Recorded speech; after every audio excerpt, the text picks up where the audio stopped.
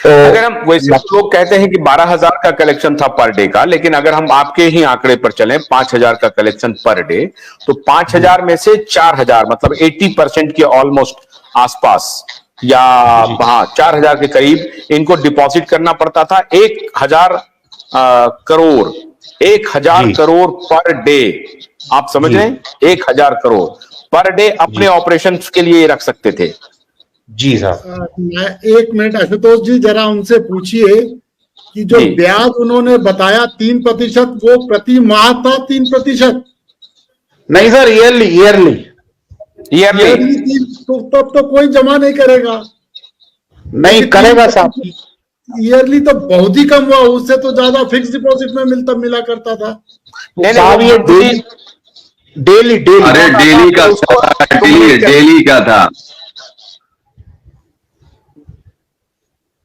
क्या daily daily 3%?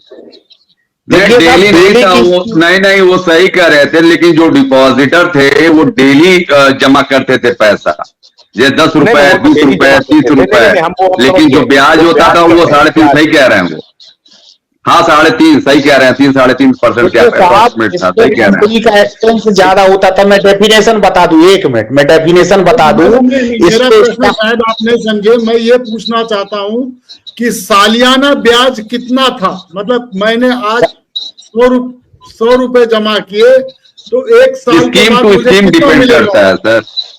3.5% था मात्र डेली की स्कीम में। एक साल की स्कीम में 3.5% देते थे, एक साल बाद भुगतान कर देते थे। मैं आपको अमाउंट भी बता देता हूं, 50 रुपए पर डे जमा करने पे करीबन 500 रुपए ब्याज मिलता था उसको एक साल में, जो डेली डिपॉजिट जमा करता था। डेली की ही स्कीम चलती थी, छोटे छोटे व्यापारी, जमा करता, मजदूर, इस टाइप के लोगों के लिए वो एक बहुत बल्क मात्रा में कलेक्शन आता था। एक एक ब्रांच से 50-50 लाख रुपए, 1-1 करोड़ रुपए उस समय कलेक्शन होता था साहब, मैं आपको बताऊं। और उस पे इसलिए कम ब्याज मिलता था कि एक्सपेंस कंपनी का ज्यादा होता था।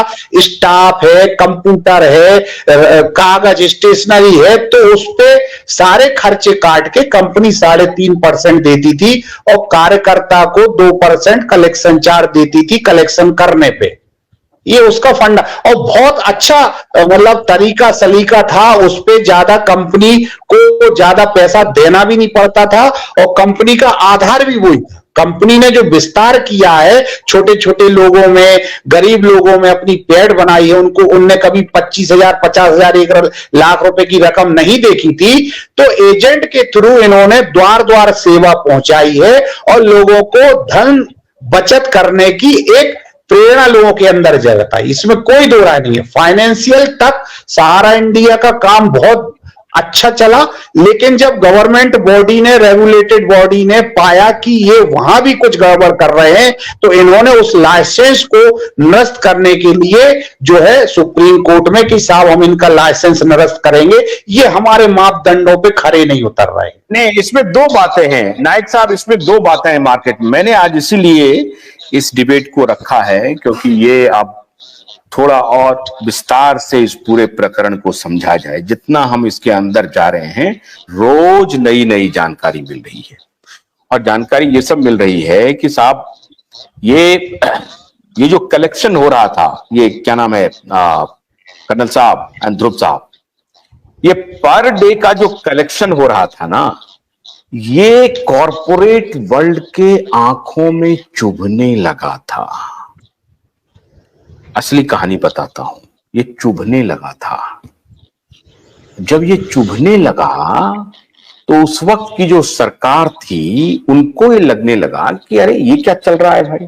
अच्छा, वहां निवेशक भी खुश हैं, एजेंट भी खुश थे और कंपनी भी खुश थी, उनका कारोबार चल रहा था। यही मैं जानना चाह रहा था कि ये जो छोटे छोटे निवेशक हैं, देखिए कर्नल साहब, बांग्लादेश में मोहम्मद यूसुफ को ऐसे ही स्मॉल इन्वेस्टमेंट्स को आगे बढ़ाने के लिए नोबेल प्राइज मिल गया है ना। यहां इनके साथ गलती क्या हुई कि ये प्रदर्शन प्रभाव में आ गए, प्रदर्शन प्रभाव में आ गए, थोड़ा सा ग्लैमर सब चलने लगा। जाहिर है पैसे आने के बाद कई बार ऐसी हो जाती है बात, खैर उस पर मैं नहीं जाऊंगा। तो वो जो प्रदर्शन प्रभाव हुआ और बहुत सारे पॉलिटिकल कॉन्फ्लिक्ट शुरू हो गए। कांग्रेस बनाम जो दूसरी पार्टी के साथ जो प्रबंधन का जो हॉबनॉबिंग था, वो सारा प्रकरण चलता रहा। It is a very complex subject sir.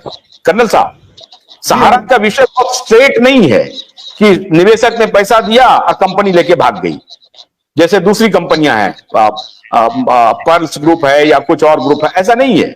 सहारा का जो विषय है वो बिल्कुल बहुत सारा कॉम्प्लेक्स है। ध्रुव जी, थोड़ा इस पर प्रकाश डालिए कि ये जो प्रत्येक दिन का कलेक्शन हो रहा था, इस पर नजर किसकी किसकी लगी और कैसे हमारे निवेशक बंधु, अभी जो नायक साहब कह रहे थे कि निवेशकों को सहारा फाइनेंशियल कॉर्पोरेशन से ठीक ठाक पैसा मिल रहा था, इंटरेस्ट के साथ मिल रहा था, और वो उनको मिलता था, फिर वो रीइन्वेस्ट करते थे, वो अलग विषय है। वो तो एजेंट के अपने इस पर डिपेंड करता है कि एजेंट कैसे लोगों को समझा रहे थे कि आपके पास अगर ये पैसा आएगा तो उसका कितना % ऑफ और आप रीइन्वेस्ट कर दीजिए, वो अलग विषय है।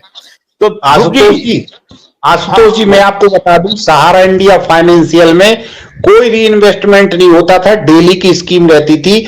99% जमाकर्ताओं को पैसे की आवश्यकता होती थी, वो पूरा पेमेंट लेती थी, वो कंपनी देती थी, और पेमेंट हुआ है। 73,000 करोड़ का पेमेंट कंपनी ने किया है सहारा इंडिया फाइनेंशियल, क्योंकि वो सरकार के पास नकदी मुद्रा में पैसा रहता था।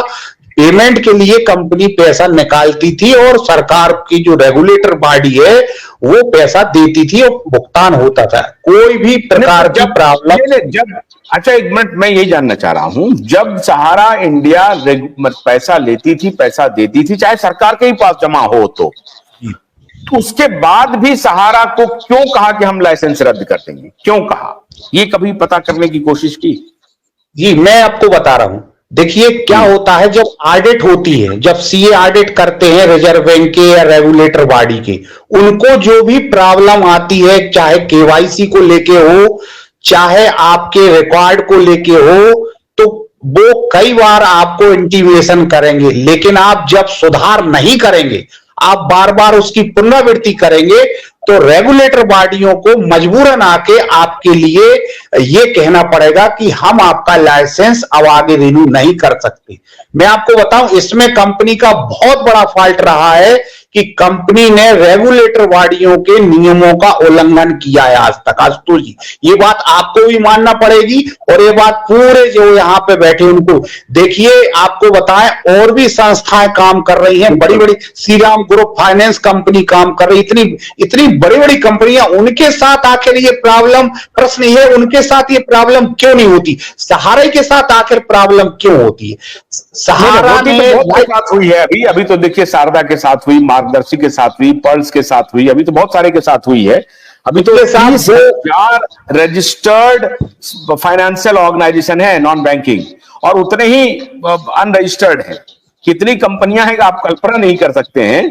तो ये तो फ्रॉड ही फ्रॉड चल रहा है, बाजार में पूरा फ्रॉड चल रहा है। लेकिन हम इसको समझना चाहते हैं। अच्छा, अजहर मंसूरी कुछ कहना चाहते हैं। मंसूर साहब बोलिए। मंसूर साहब, मैंने ये सवाल पूछा था कि जो सहारा फाइनेंशियल कॉर्पोरेशन के जो पर डे जो पैसे कलेक्ट होते थे, तो अभी नायक साहब ने बताया कि उसमें से 80% सरकार के पास जमा रहती थी और 73,000 करोड़ रुपए सहारा ने वापस किए हैं। और उस वक्त जो डेली कलेक्शन होता था, उसका 1 साल मैच्योरिटी होने पर वो पैसा 3.5% या 3% के इंटरेस्ट के साथ लौटा दिया जाता था। क्या ये सही है?